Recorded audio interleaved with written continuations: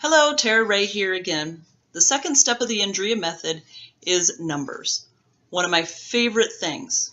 Yes, you can call me crazy, but numbers is so exciting to me. They tell you so much information about your business. The numbers that you're going to be focusing on in this step are more geared towards your dollars and cents.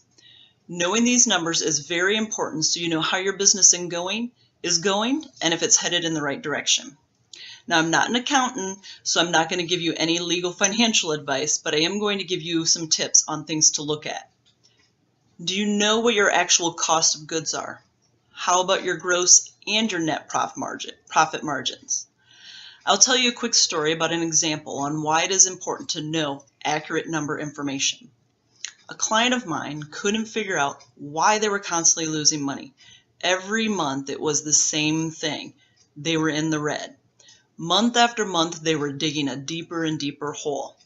I asked them if I could help them dissect and get to the bottom of what was going on.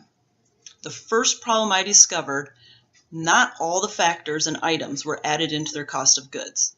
The gross profit margin looked great in their industry, but after analyzing it, we realized they weren't calculating everything in. So we needed to go back, recalculate, and negotiate with our vendors to get some better deals. Next, we looked at all of their costs, their employees, their electricity, their rent. This is something that had never truly been done by this client, not at least a deep dive into it. When I started asking more and more questions, it became very apparent to them why they were bleeding every month. I'm not suggesting that you become anal retentive about your numbers, but you have to know where you are at. If you don't know where you're at, then how are you going to get to where you want to go? Ask yourself during this step, what is your current monthly revenue? What is your current monthly profit? What are your gross and your net profit margins? So know what your cost of goods are, what your overhead costs are. How are your current budgets broken out? What's your employee budget, your marketing budget, your entertainment budget, your technology budget? And what percentage of your revenues are those budgets set for?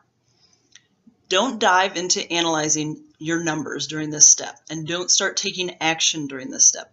This step is just to get everything organized, so when you get to the ready step, you can put it all together. Please reach out if you have any questions on where to go with this step. In the following months, we're going to get a little bit more into details on all the steps. This is just to give you an overview to get you through and get you ready for the new year. We're always here to help, so please don't hesitate to reach out. Now, don't forget, as always, live your life filled with positivity and gratitude. Thanks, and have a great day.